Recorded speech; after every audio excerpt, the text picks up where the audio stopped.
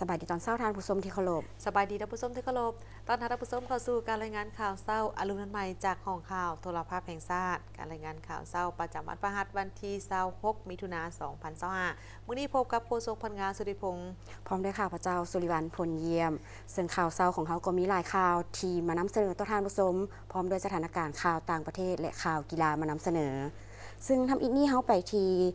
เมื่อที่13ของกองประชุมสภาแห่งชาติที่ประชุมได้รับฟังรายงานการจัดตั้งปฏิบัติแผนการเคลื่อนไหวเวียกงานของสภาแห่งชาติเทื่อที่9เทื่อที่10และทิศทางแผนการฮอดของประชุมสมัยสามัญเทื่อที่10ของสภาแห่งชาติสุดที่9แผนการสร้างและปรับปรุงกฎหมาย5ปี2026หา2030ของสภาแห่งชาติสุดที่10วันที่25มิถุนายน2025เป็นมื้อที่13ของการดำเนินของประชุมสมัยสามัญเทื่อที่9สภาแห่งชาติสุดที่9ดำเนินภายใต้การเป็นประธานของท่านนางสุนทรสัญจักรรองประธานสภาแห่งชาติท่านนางอัมไพวร รอบหมุนเพลงเลขาธิการสภาแห่งชาติ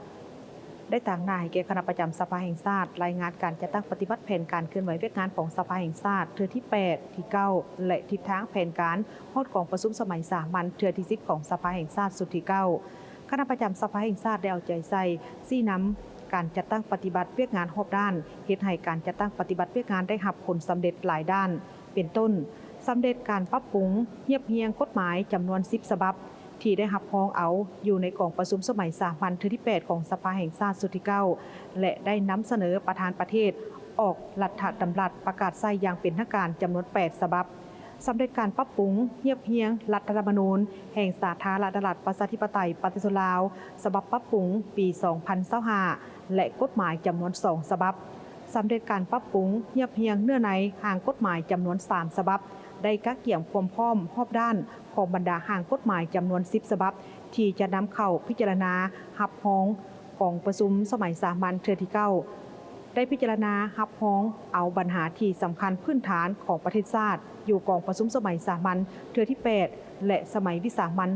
เทื่อที่2จำนวน18หัวข้อได้รับรองเอาการเสนอของท่านนายกรัฐมนตรีเกี่ยวกับการยกย้ายแต่งตั้งขึ้นใหม่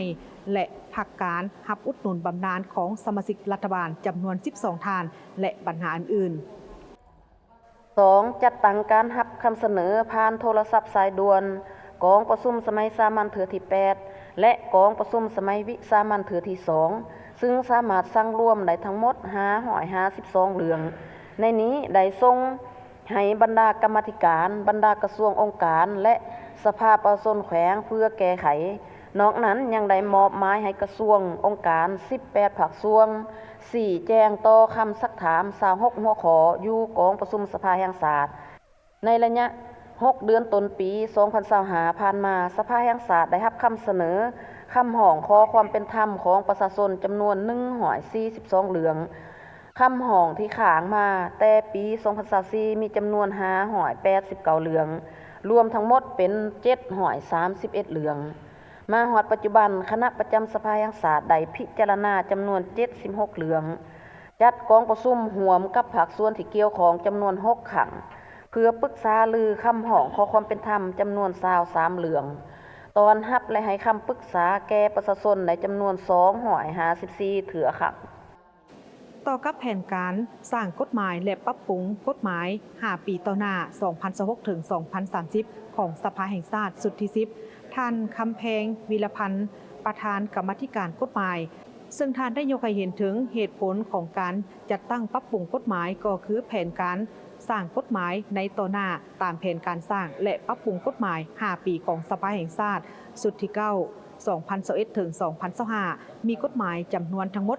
96ฉบับกฎหมายสร้างใหม่38ฉบับปรับปรุง58ฉบับซึ่งตลอดอายุการของสภาแห่งชาติสุดที่9สามารถสร้างและปรับปรุงกฎหมายได้ทั้งหมด85ฉบับเท่ากับ 88.54 ส่วนห้อยของแผนการในนั้นมีกฎหมายสร้างใหม่23ฉบับปรับปรุง62ฉบับซึ่งมาฮอดปัจจุบันนี้สาธารณรัฐประชาธิปไตยปฏิรูปลาวมีกฎหมายทั้งหมด170ฉบับ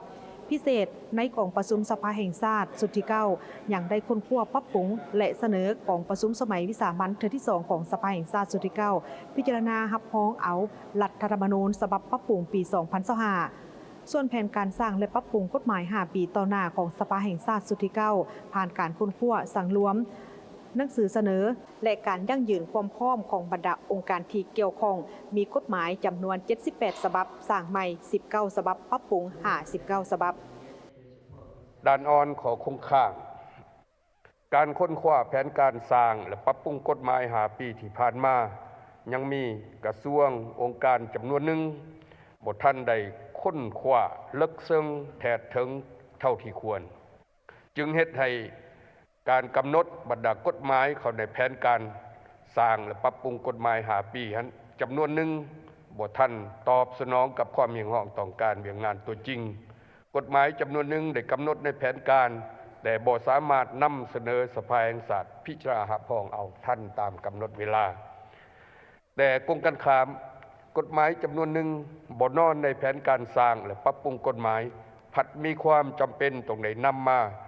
พิจารณารับรองเอาอยู่ในกองประชุมของสภาแห่งชาติการค้นคว้าสร้างและปรับปรุงกฎหมายของบางกระทรวงองค์การยังมีลักษณะซักซ่าบ่ไปตามขั้นตอนที่กฎหมายได้กำหนดไว้ภายหลังที่ได้รับฟังการรายงานแล้วท่านประธานกองประชุมก็ได้มีความเห็นให้ทิศซี่น้ำต่อกับการประกอบความเห็นของบรรดาท่านสมาชิกสภาแห่งชาติเข้าในเวียกงานของสภาแห่งชาติโดยเฉพาะแม่นเวียกงานแผนการเคลื่อนไหวเวียกงานของสภาแห่งชาติเทื่อที่8ที่9และที่ทั้งแผนการฮอดของประชุมสมัยสามัญเทื่อที่10ของสภาแห่งชาติสุดที่ 9การสร้างและปรับปรุงกฎหมาย5 ปี 2026 ถึง 2030 ของสภาแห่งชาติสุดที่ 10เฮ็ดให้แผนการดังกล่าวนี้มีความสอดคล้องสมบูรณ์และถูกรับรองเอาในวาระสุดท้ายของกองประชุมจากนั้นสมาชิกสภาแห่งชาติก็ได้ประกอบความคิดความเห็นเข้าใส่แผนเวียกของสภาแห่งชาติอย่างโกงไปโกงมาและสมเสยต่อกับผลสำเร็จของเวียกงานที่บรรดาท่านสมาชิกสภาแห่งชาติญาติมาได้และเสนอกวดคืนบางบรรดาแผนเวียกที่วางไว้นั้นจะมีผลสำเร็จหรือบ่หรือจะมีการค้นคว้าบางหน้าเวียกเพื่อให้แผนเวียกต่างๆสามารถปฏิบัติได้ตามแผนที่วางไว้พร้อมเดียวกันนี้ท่านผู้ชมที่เคารพหนึ่งในผลงานที่พ้นเด่นของสภาแห่งชาติเป็นการรับรองเอาเวียกงานปรับปรุงกงจักการจัดตั้งของรัฐบาลบทรายงานผลสำเร็จการเคลื่อนไหวเวียกงานของสภาแห่งชาติท่านนางอัมไพวรล้อมบุญแพงเลขาธิการสภาแห่งชาติต่างหน้าคณะประจำสภาแห่งชาติได้ยกให้เห็นผลสำเร็จหลายด้านในการจัดตั้งปฏิบัติเวียกงานของสภาแห่งชาติหนึ่งในนั้นคณะประจำสภาแห่งชาติได้รับร้องเอาการเสนอของท่านนายกรัฐมนตรีเกี่ยวกับการยกย้ายแต่งตั้งคืนใหม่และการพักการรับอุดหนุนบำนาญของสมาชิกรัฐบาลจำนวนหนึ่งได้พิจารณารับรองเอาการเสนอแต่งตั้งฐานห้องศาสตราจารย์ปริญญาเอกทองสลิดมังนอเมธเลขาธิการศูนย์กลางพรรคเป็นรัฐมนตรีกระทรวงศึกษาธิการและกีฬา 2. ยกย้ายฐานปอ.เพชรพรหมพิพักษ์กรรมการศูนย์กลางพรรครัฐมนตรีกระทรวงแผนการและการลงทุนไปรับหน้าที่ใหม่อยู่หองว่าการศูนย์กลางพรรค 3. แต่งตั้งฐานสันติภาพพรหมวิหารกรรมการศูนย์กลางพรรคเป็นรัฐมนตรีกระทรวงการเงิน 4. ยกย้ายฐานปอ.วิไลวงศ์บุตรดาคำกรรมการศูนย์กลางพรรครัฐมนตรีกระทรวงภายในไปรับหน้าที่ใหม่อยู่คณะจัดตั้งศูนย์กลางพรรค 5. ยกย้ายและแต่งตั้งฐานปอนางบุญคำบรจิตกรรมการศูนย์กลางพรรครัฐมนตรีกระทรวงทรัพยากรธรรมชาติและสิ่งแวดล้อมเป็นผู้ว่าการธนาคารแห่งสปป.ลาว 6. ยกย้ายและแต่งตั้งฐานปอ.โพไซไสยศรกรรมการศูนย์กลางพรรครัฐมนตรีกระทรวงพลังงานและบ่อแหเป็นรัฐมนตรีกระทรวงแรงงานและสวัสดิการสังคม 7. ยกย้ายและแต่งตั้งฐานนางใบคำคัตติยะกรรมการศูนย์กลางพรรครัฐมนตรีกระทรวงแรงงานและสวัสดิการสังคมเป็นรัฐมนตรีกระทรวงสาธารณสุข 8. แต่งตั้งฐานห้องศาสตราจารย์ปอ.ลินคำดวงสวรรค์รัฐมนตรีกระทรวงเกษตรกรรม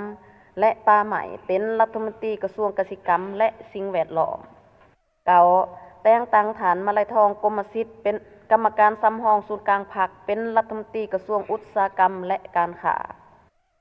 10. แต่งตั้งฐานเล็กไหลศรีวิไลกรรมการศูนย์กลางพรรคเลขาคณะบริหารงานพรรคแขวงเจ้าแขวงไซกองเป็นสมาชิกรัฐบาลรัฐมนตรีกระทรวงโยธาธิการและขนส่ง 11. ยกย้ายฐานงามประสงค์เมืองมณี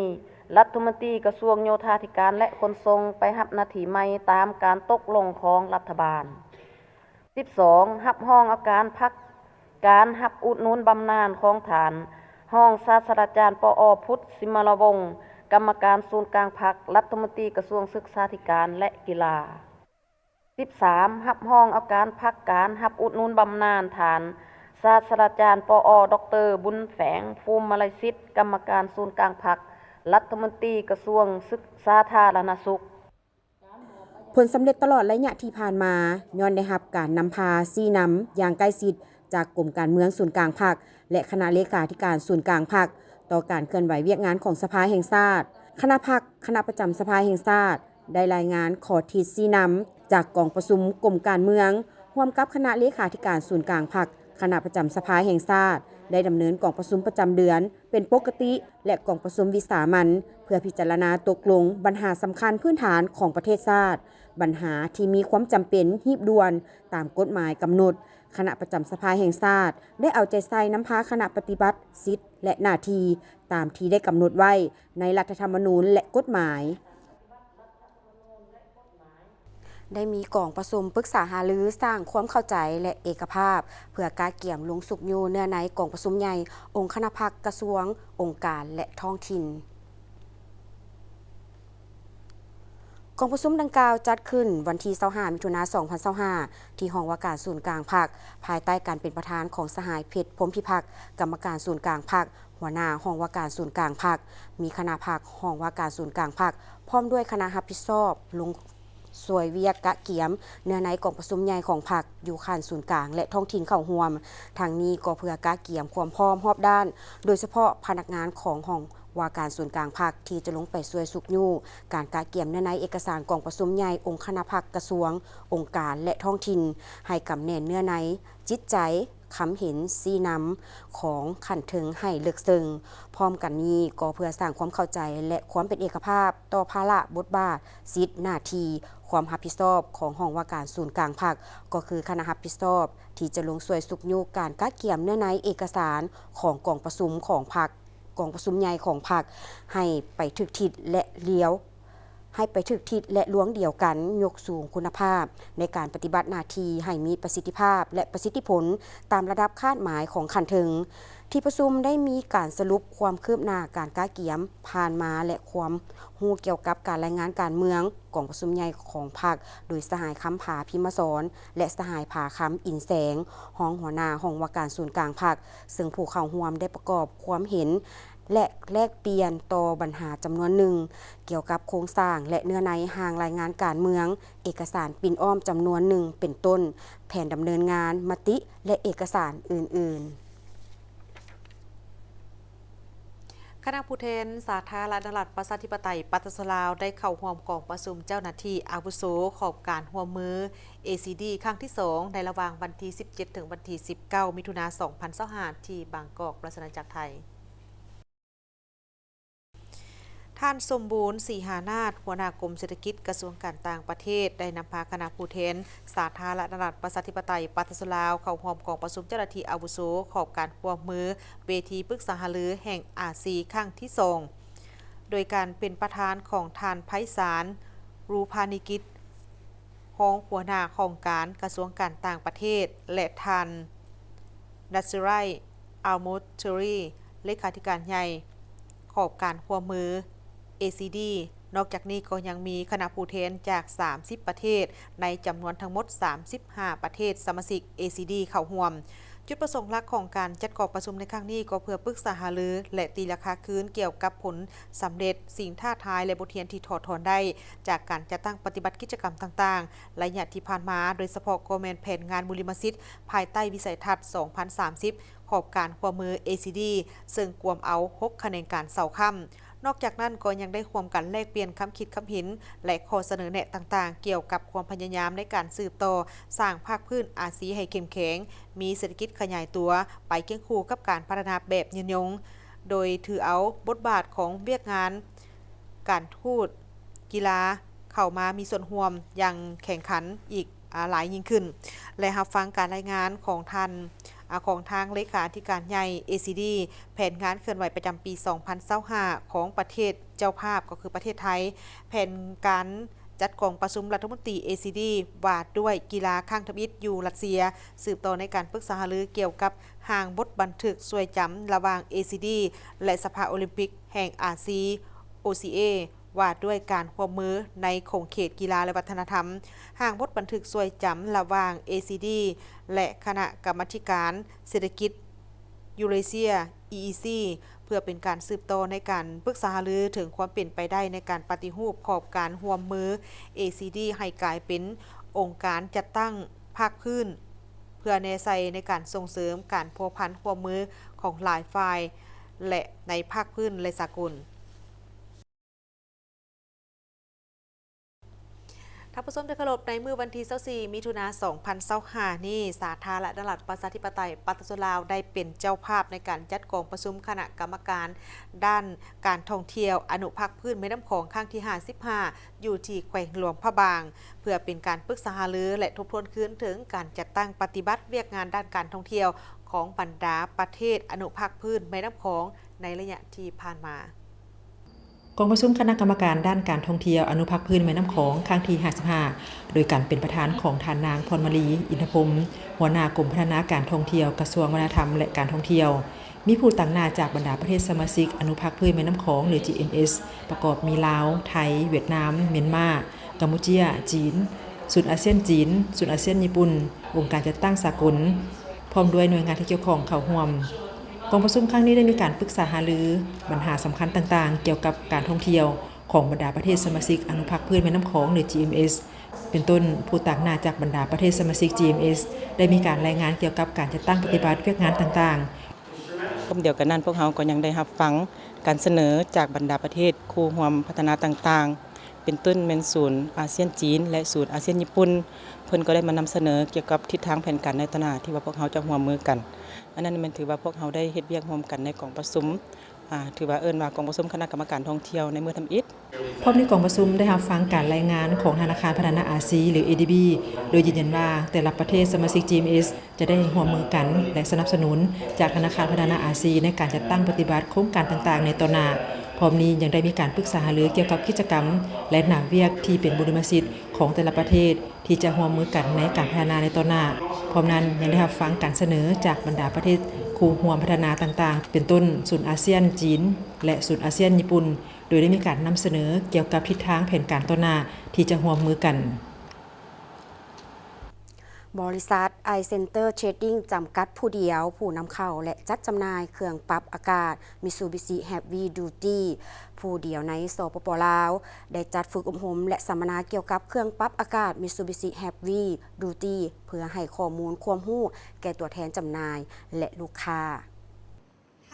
การฝึกอบรมและสัมมนาครั้งนี้จัดขึ้นในวันที่24มิถุนายน2025ที่นครหลวงเวียงจันทน์โดยมีท่านวันมีไซดวงพระจันทร์รองหัวหน้ากรมทะเบียนวิสาหกิจกระทรวงอุตสาหกรรมและการค้าท่านสมชายพิมพ์สอนผู้อำนวยการบริษัท iCenter Trading จำกัดผู้เดียวมีผู้ต่างหน้าจากบริษัทมหาจักร Development จำกัดบริษัท Mitsubishi Heavy Industry Air Conditioner จำกัดพร้อมด้วยวิทยากรบริษัทห้างตัวแทนจำหน่ายและลูกค้าเข้าร่วมท่านสมชายพิมพ์สอนผู้อำนวยการบริษัท iCenter Trading จำกัดผู้เดียวได้ให้รู้ว่าจุดประสงค์การฝึกอบรมและสัมมนาในครั้งนี้เพื่อเป็นการแจ้งให้ทราบว่าทางบริษัท iCenter Trading จำกัดผู้เดียวจะเป็นผู้นำเข้าและจัดจำหน่ายเครื่องปรับอากาศ Mitsubishi Heavy Duty เพียงผู้เดียวในสปป.ลาวพร้อมกันนั้นก็จัดให้มีการฝึกอบรมและสัมมนาเกี่ยวกับเครื่องปรับอากาศ Mitsubishi Heavy Duty เพื่อให้ข้อมูลความรู้แก่ผู้เข้าร่วมอย่างลึกซึ้งโดยเฉพาะการนำเสนอผลิตภัณฑ์ใหม่จุดเด่นวิธีการใช้งานและความรู้เบื้องต้นในการซ่อมแปลงบำรุงซึ่งบรรยากาศก็เต็มไปด้วยความม่วนซื่นด้วยกิจกรรมและวิธีนำเสนอที่น่าสนใจเข้าใจง่ายของวิทยากรผู้เข้าร่วมได้สอบถามแลกเปลี่ยนบทเรียนแบบเป็นกันเองจุดประสงค์ของการจัดงานครั้งนี้พวกเขาจะเปิดตัวแทนจำหน่ายMitsubishi Heavy Duty อย่างเป็นทางการอยู่สปป.ลาวซึ่งตัวแทนจำหน่ายอย่างเป็นทางการแม่นบริษัท iCenter Trading จำกัดผู้เดียวซึ่งควบคู่ไปนั้นพวกเขาจัดฝึกอบรมสัมมนาเกี่ยวกับMitsubishi Heavy Duty ไปพร้อมๆกันเจ้าบรรดาบริษัทห้างและลูกค้า เข้ามางานสัมมนาในครั้งนี้จะเป็นประโยชน์อันยั่งยิ่งให้กับทุกๆท่านและเป็นอีกทางเลือกหนึ่งในการสมไส้เครื่องปรับอากาศเพราะว่า Mitsubishi Heavy Duty เป็น A ของญี่ปุ่นเป็น A คุณภาพดีอันดับต้นๆของญี่ปุ่นแม้กระทั่งของไทยและอันดับโลกในนามบริษัท iCenter Trading จำกัดผู้เดียวพวกเขาหวังเป็นอย่างยิ่งว่าจะได้รับการตอบรับจากลูกค้าและเป็นอีกทางเลือกหนึ่งในสังคมลาวที่จะสมไส้ A คุณภาพเจ้าผู้เข้าร่วมงานครั้งนี้ยังได้รับรู้ถึงประวัติความเป็นมาของเครื่องปรับอากาศ Mitsubishi Heavy Duty ฐานการผลิตและกลยุทธ์ในการดึงดูดมัดใจลูกค้าโดยเฉพาะจุดเด่นจุดแข็งของ Mitsubishi Heavy Duty ซึ่งทานนาราวุฒิผิวงามผู้ช่วยผู้จัดการฝ่ายขายบริษัทมหาจักร Development จำกัดได้ให้รู้ว่าเครื่องปรับอากาศ Mitsubishi Heavy Duty เป็นยี่ห้อเดียวที่ใช้คอยทองแดงห้อยส่วนห้อยทุกรุ่นมีสินค้าที่หลากหลายรับประกัน 5 ปีทุกสิ้นส่วนสินค้ามาตรฐานสากลสามารถตอบโจทย์ลูกค้าทุกการใช้งานซึ่งอยู่เคียงคู่กับลูกค้ามาหลายกว่า 50 ปีแบรนด์ Mitsubishi Heavy Duty ของเราก็คือเป็นแบรนด์ชั้นนำในประเทศไทยนะครับผมแล้วก็ตัวผลิตภัณฑ์ของเราเองเน้นความทนทานนะครับผมแล้วก็มีคอยทองแดงทุกรุ่นนะครับผม 100% เลยแบรนด์ Mitsubishi Heavy Duty ขึ้นชื่อเรื่องความทนทานความสามารถในการทำงานได้อย่างต่อเนื่องยาวนานนะครับแสดงให้เห็นถึงประสิทธิภาพการประหยัดพลังงานของผลิตภัณฑ์และได้รับฉลากประหยัดไฟเบอร์ 5 การทำงานของเครื่องปรับอากาศที่เงียบและไม่รบกวนการใช้ชีวิตประจำวันเน้นย้ำถึงความสามารถในการฟอกอากาศและลดปริมาณฝุ่นละอองให้บริการหลังการขายที่ดีเยี่ยมนะครับผมของเราจะรับประกัน5 ปีทุกชิ้นส่วนนะครับผมระบบฟอกอากาศหรือเทคโนโลยีอินเวอร์เตอร์ลูกค้าคนไหนเนี่ยที่สนใจผลิตภัณฑ์ของแบรนด์ Mitsubishi Heavy Duty สามารถติดต่อที่บริษัท iCenter Trading จำกัดเพียงผู้เดียวนะครับผม Mitsubishi Heavy Duty เป็นเครื่องปรับอากาศซ้ำนำระดับโลกจากประเทศญี่ปุ่นบ่หยุดนิ่งที่จะพัฒนาผลิตภัณฑ์อย่างต่อเนื่องเพื่อตอบโจทย์ทุกการใช้งานของลูกค้าให้บริการด้วยน้ำใจและใส่ใจคุณภาพ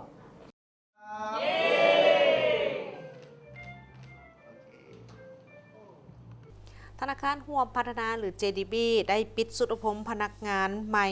เพื่อเป็นการยกระดับความรู้ทางด้านเวียกงานการบริการ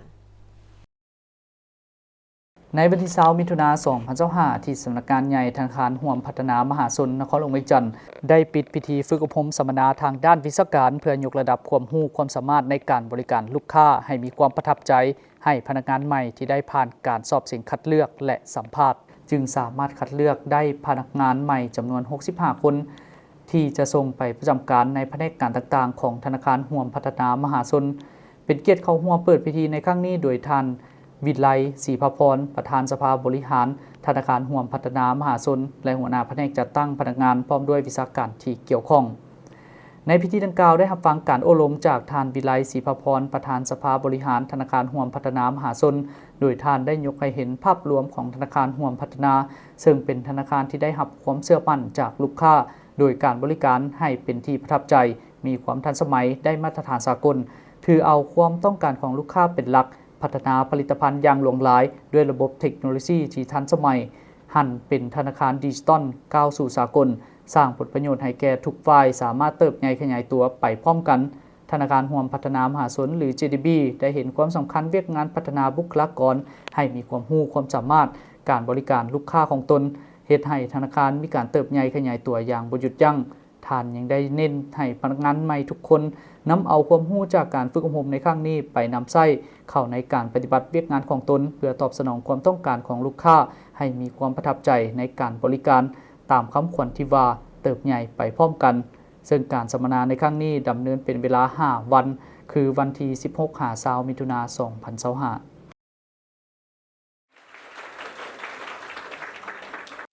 ท่านผู้ชมที่เคารพเนื่องจากมีการก่อสร้างและขยายหน้าทางรวมทั้งห้องระบายน้ำอยู่ถนนเศรษฐาธิราชเพื่อพัฒนาประเทศชาติให้มีความเจริญรุ่งเรือง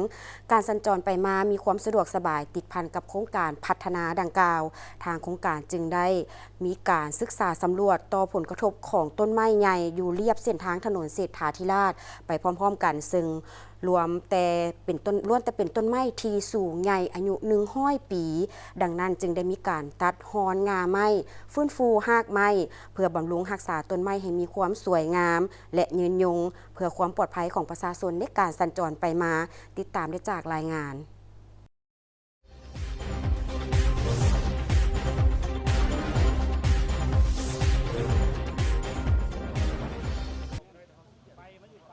ท่านดวงตาบัวละวงห้องภาควิชาเศรษฐศาสตร์เทคโนโลยีปรุงแต่งไม้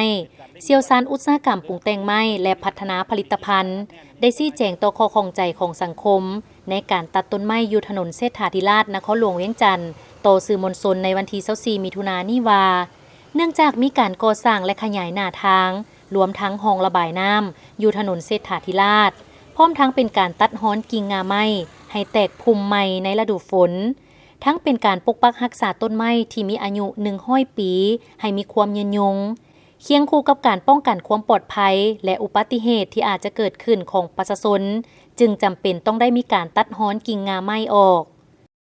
ที่จริงอยากให้เข้าใจเรื่องฟิสิโกของต้นไม้นิดนึงก่อนเนาะทางด้านกายภาพของต้นไม้นี้อันที่เราบ่เห็นใบนี่เนื่องจากว่าจุดที่เราตัดนั้นเนื่องจากไม้หำงัวเนาะหรือมะฮอกกานีกลุ่มของมะฮอกกานีนี้ใบมันจะอยู่ปลายกิ่งเนาะใบกิ่งเป็นไม้ที่แตกกิ่งก้านได้ง่ายเนาะอันนี้นะฉะนั้นการตัดมันต้องได้ตัดออกจุดที่มันปลอดภัยที่สุดก็คือว่าง่ายๆคือต้นไม้เขาจะสูงก่อนอาคารและหากมันบ่บาลานซ์กับเงินยอดแล้วฉะนั้นเราต้องได้ตัดออกคันตัดออกหั่นเนาะมันก็บางต้นก็สิเห็นใบบางต้นก็สิบ่เห็นใบเนาะอันนี้แต่การที่บ่เห็นใบหรือเห็นใบหั่นมันก็เป็นประเด็นที่ว่าหลายสังคมก็มีความกังวลยานมันตายเนาะแต่จริงไหมอันนี้เนาะที่จะเราทดลองการมานี้ก็หลายเคสเนาะอยู่โศกปะลวงอยู่การล้มอยู่มโหสถก็อยู่คำม่วนเนาะที่เราเห็นมาเนาะแล้วก็อยู่ทางเลขที่13ใต้หั่นมันยังบ่ได้ตายจากต้นเนาะที่ว่าตัดออกไปใบทั้งหมดหั่นเนาะไม้อันนี้มันสามารถแตกเนาะแต่การตัดของแต่เราให้มันตัดให้มันอยู่ในระยะที่บดกระทบกับแหงลมหลายที่สุดเนาะอันนั้นเป็นเป้าหมายของเราให้ทุกคนเดินทางนี่มันปลอดภัยเนาะเรื่องใบมันจะสวยงามหั่นทางโครงการเนาะกับผู้รับเหมาหั่นได้ตกลงกันว่าจะได้ฟื้นฟูรากอยู่ในกลางเดือน7นี้เนาะเป็นการเร่งด่วนโดยเฉพาะมันจุดเฮายืนนี่ก็คือกันเนาะมันมีขี้ทรายอัดแน่นอันนี้ต้นไม้ก็ตายเนาะฉะนั้นเราต้องเอาออกต้องเปลี่ยนฝุ่นเปลี่ยนเพราะไม้เฮานี่มันต้องการฝุ่นเพราะมันเกิดเกือบ100 ปีแล้วเนาะต่อกับปัญหาการตัดต้นไม้ที่สังคมให้ความกังวลย่านต้นไม้ตายผ่านการทดลองมาหลายเขตอยู่โศกปะหลวงห้องหมอมโหสถอยู่แขวงขมวนและทางเลขที่13ใต้ภายหลังมีการตัดฮ้อนกิ่งงาแม้นจะมีการแตกปงใหม่ต้นไม้จะบ่ตายการตัดเพื่อบ่ให้กระทบกับลมแห้งหลายที่สุดเพื่อให้สังคมสัญจรไปมาด้วยความปลอดภัยซึ่งทางโครงการและผู้รับเหมาจะได้มีการฟื้นฟูรากต้นไม้ในกลางเดือนกรกฎนี้เป็นการเร่งด่วนเนื่องจากมีทรายมาถมเฮ็ดให้ต้นไม้ตายบ่สามารถขยายตัวได้ฉะนั้นต้องได้มีการใส่ฝุ่นให้อาหารเพียงพอเพราะต้นไม้ดังกล่าวมีอายุ100 ปีมีคุณค่าทางประวัติศาสตร์พร้อมนั้นจะนำใช้เทคนิคหั่นต้นไม้ปีละ5 องศาเพื่อเฮ็ดให้ต้นไม้กลับคืนมาซื่อบ่ให้เนิ่งการตัดลิกิ่งงาเพื่อรักษาสุขภาพของต้นไม้ปัจจุบันแม่นเฮ็ดให้มีความปลอดภัยก่อน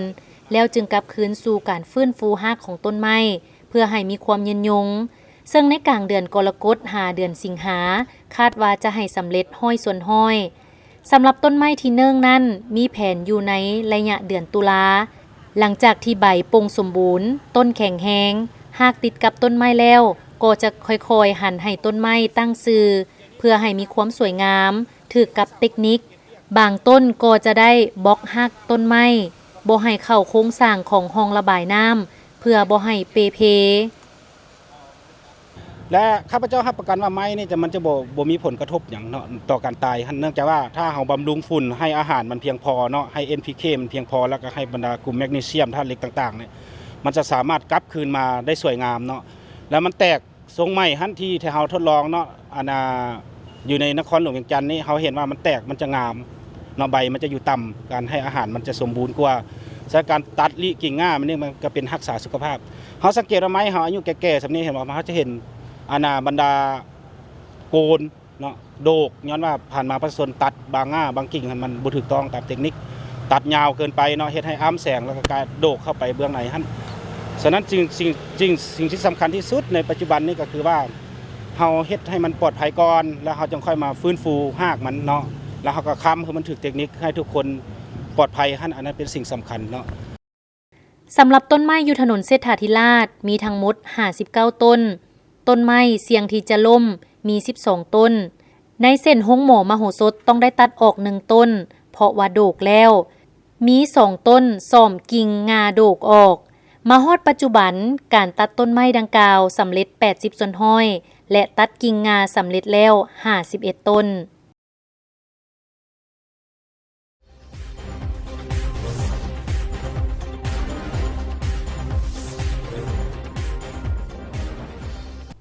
มาต่อด้วยข่าวเกี่ยวกับโครงการสนับสนุนการคุ้มครองและปกปักรักษาป่าสงวนแห่งชาติน้ำปุ๋ยซึ่งได้บรรจุสุขภาพหนึ่งเดียวเข้าในจุดสุม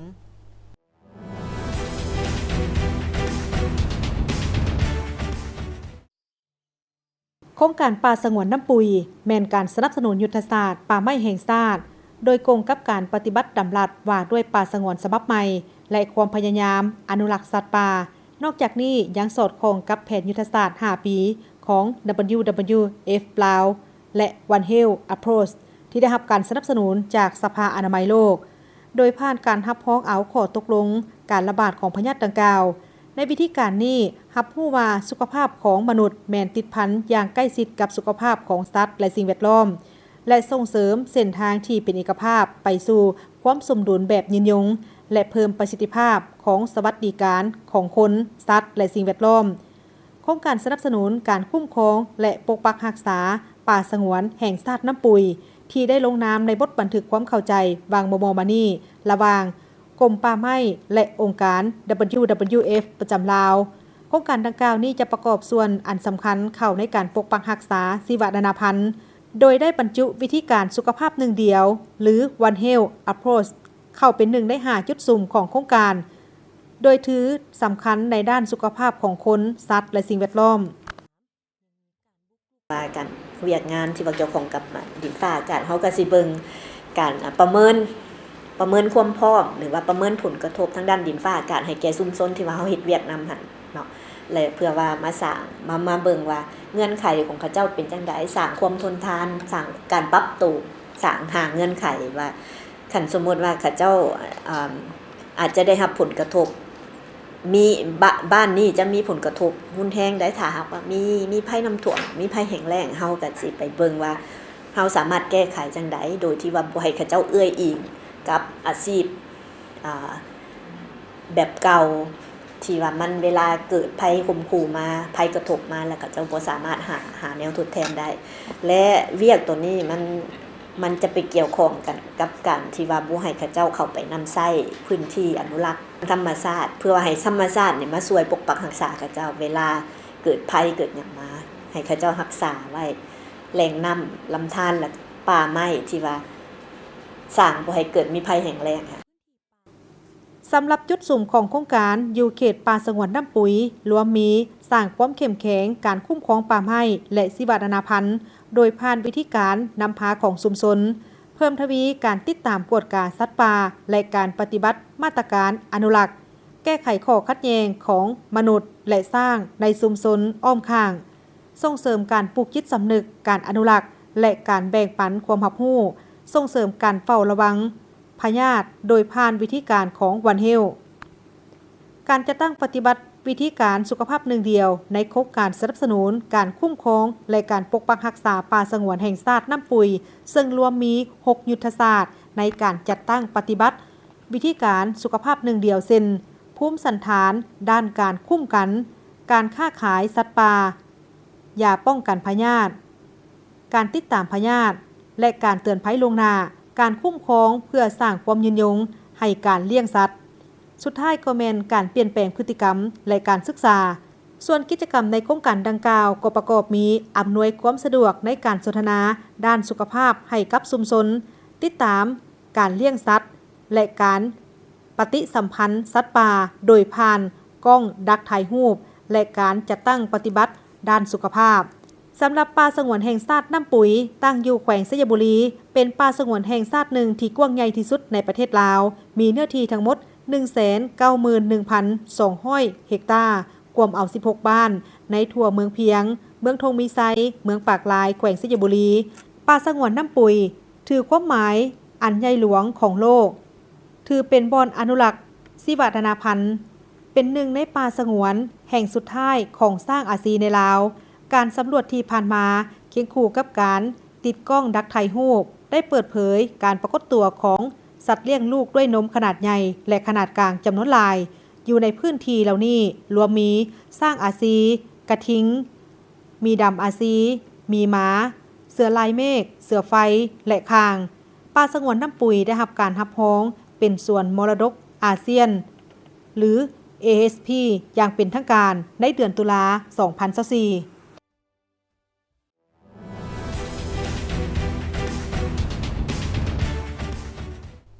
ท่านผู้ชมที่เคารพในท้ายอาทิตย์ผ่านมาเมืองหาดทรายฟองได้สร้างขบวนการอนามัยประตูคลองระบายน้ำอยู่ตามสายห้วยต่างๆภายในเมืองคณะนำองค์การปกครองเมืองหาดทรายฟองนครหลวงเวียงจันทร์สมทบกับห้องการกสิกรรมและป่าไม้และภาคส่วนห้องการอ้อมข้างเมืองสร้างขบวนการเพื่อเฮ็ดอนามัยอยู่แต่ละจุดของประตูน้ำตามห้วยห้องสายต่างๆภายในเมืองเนื่องจากก้าวเข้าสู่ฤดูฝนจะเฮ็ดให้พืชพันธุ์ต้นไม้ใบหญ้ามีการขยายตัวเจริญเติบโต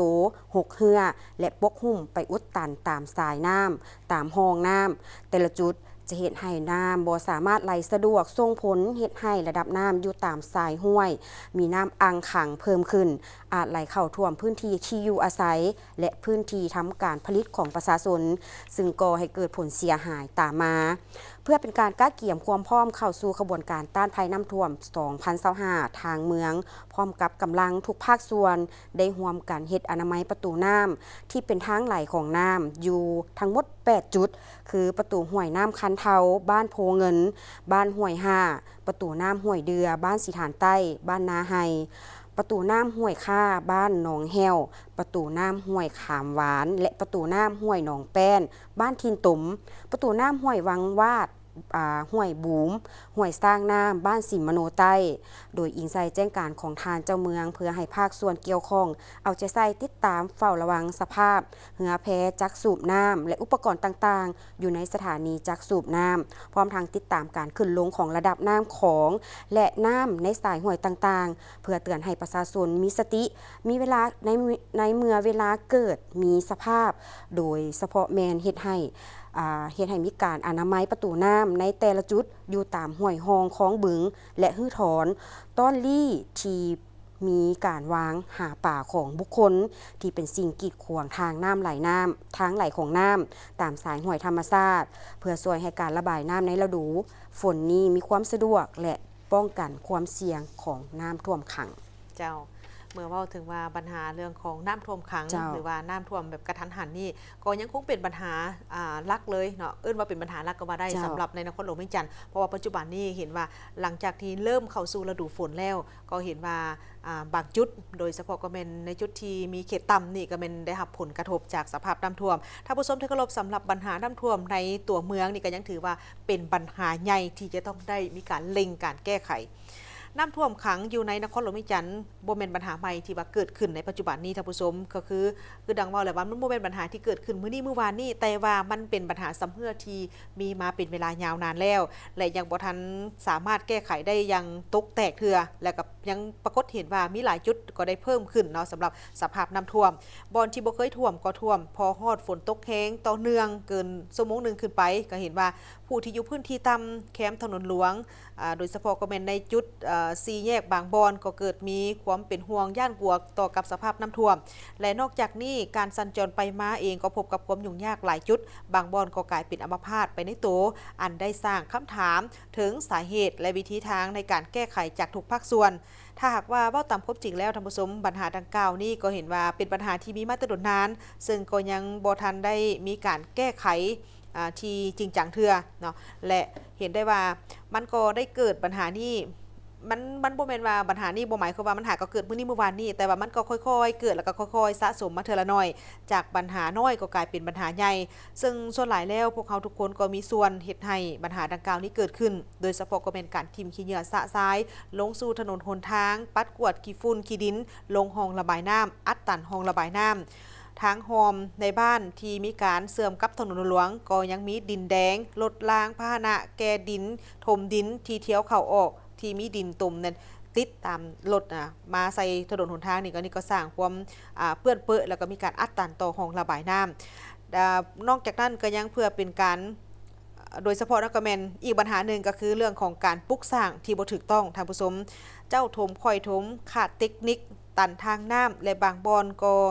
บ่มีฮอดห้องระบายน้ำไปจนฮอดเฮ็ดให้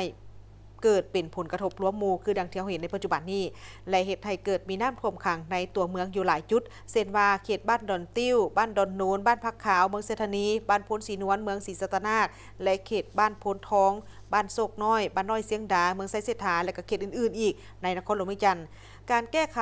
บางจุดที่ผ่านมาก็เห็นได้ว่าเป็นเพียงแต่การแก้ไขแบบเฉพาะหน้าเป็นการแก้ไขที่ปลายเหตุเท่านั้นแต่ว่ายังบ่ทันได้มีการลงลึกถึงต้นเหตุเถื่อเมื่อฝนเสาตกน้ำลดลงก็เห็นว่าสภาพน้ำท่วมก็หายไปแต่คันถามว่ามีฝนตกมาอีกตกมาหลายชั่วโมงน้ำก็ยึงขึ้นท่วมอีกคือเก่าแต่ว่าอย่างไรก็ตามท่านผู้ชมบางจุดในนครหลวงวิจันทร์ที่ก็ยังได้มีการก็กำลังได้รับการปรับปรุงปรับแปลงก็คือการแก้ไข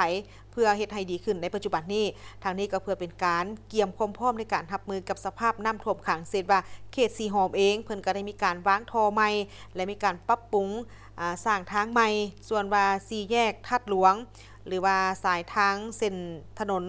ไกรสอนพรหมวิหารนี่ก็ได้มีการวางท่อใหม่เช่นกันซึ่งก็คาดว่าจะสามารถแก้ไขให้ดีขึ้นต่อกับสิ่งดังกล่าวนี้และสิ่งที่สำคัญอีกอันนึงก็เป็นเพื่อเป็นการแก้ไขระยะยาวก็คือการสร้างจิตสำนึกต่อกับสภาพแวดล้อมในชุมชนให้ยุติการกระทำที่มักง่ายในการทิ่มขี้เหงื่อสะทรายหันมาทิ่มให้ถึกบอลถึกทีแล้วก็ลดพรการอัดตันของห้องระบายน้ำก่อนที่จะมีการถมดินท่านก็จะต้องได้มีการขออนุญาตจากทางภาคส่วนที่เกี่ยวข้องสะก่อนว่าจะบ่มีผลกระทบใดบ่เนาะและสิ่งที่สำคัญก็คืออีกอันนึงแม่น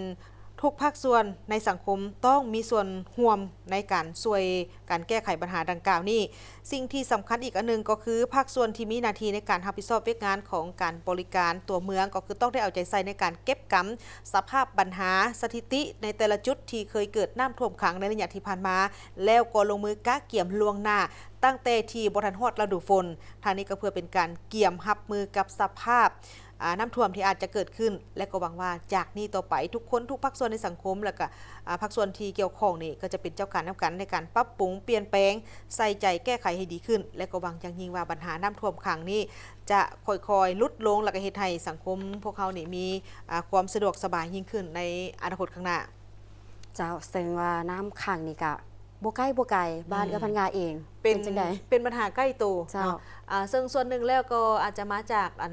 เรื่องของการปรับปรุงปรับแปลงการก่อสร้างอยู่ในประเทศไทยบ่มีความสะดวกปานใดเนาะเรื่องของการไหลของน้ำตามเส้นทางดังกล่าวนี้แต่ว่าถึงอย่างไรก็ดีอันนี้ก็ต้องเป็นอีก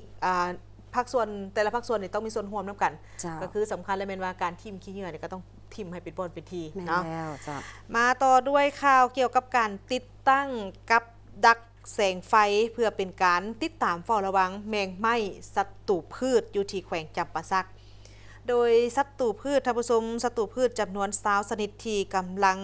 อยู่ในเป้าหมายของการติดตามเฝ้าระวังและป้องกันการแพร่ระบาดของทางเจ้าหน้าที่แขนงปลูกฝังอยู่ที่แขวงจำปาสักศัตรูพืชที่สำคัญก็คือบ้งฝูงสาลีแล้วก็บ้งเจาะไฟบ้งกัดหวงเข่าบ้งฝูงยาสูบบ้งห้ำใบบ้งเจาะหมักทุเรียนเพียจักจันสีน้ำตาลรวมไปถึงตักเตนฝูงไม่ปองในอื่นๆซึ่งอันนี้ก็ในเมื่อวันที่20มิถุนายนที่ผ่านมานี้เนาะทางกรมปลูกฝังกสิกรรมและป่าไม้ก็ได้มีการสมทบกับทางแขนงปลูกฝังแผนกกสิกรรมและป่าไม้ของทางแขวงจำปาสักห้องการกสิกรรมและป่าไม้ของเมืองพนทองเพิ่นก็ได้มีการติดตั้งกับดักแสงไฟอยู่ที่บ้านอุปราชของเมืองพนทองซึ่งเป็นแขวงที่8ในประเทศลาวของพวกเขาและก็เป็นจุดทำอิฐอยู่ในแขวงจำปาสักที่มีการติดตั้งเครื่องดังกล่าวนี้ทางนี้ก็เพื่อเป็นการติดตามเฝ้าระวังแมงไหม้ศัตรูพืชการติดตั้งกับดัก แสงไฟดังกล่าวนี้แม่นนอนอยู่ในแผนของการจัดตั้งปฏิบัติของโครงการหัวมือห้องแลบลาวจีนโดยได้รับการสนับสนุนทางด้านวิศวการและงบประมาณจากทางสถาบันค้นคว้าวิทยาศาสตร์ป้องกันพืชสาธารณรัฐประชาชนจีนท่านบุญซูสุดมาลีของหัวหน้ากรมปลูกฝังท่านก็ได้ฮู้ว่าสำหรับกับดักแสงไฟนี่มันเป็นเครื่องมือชนิดหนึ่งที่มีความสำคัญและก็มีบทบาทในการติดตามเฝ้าระวังการพยากรณ์การเคลื่อนย้ายรวมไปถึงการอพยพของแมงไหม้บางชนิดได้ดีและยังเป็นอีกหนึ่งทางเลือกที่ชาวเกษตรกรมักใช้ในการเฝ้าระวังการระบาดของศัตรูพืชซึ่งสามารถคำนวณจำนวนประชากรของแมงไหม้ชนิดต่างๆได้และมีรวมไปถึงแมงไหม้ที่มีความเสี่ยงที่จะเข้ามาทำลายพืชผลของพ่อแม่ประชาชนในสภาพการเปลี่ยนแปลงของดินฟ้าอากาศ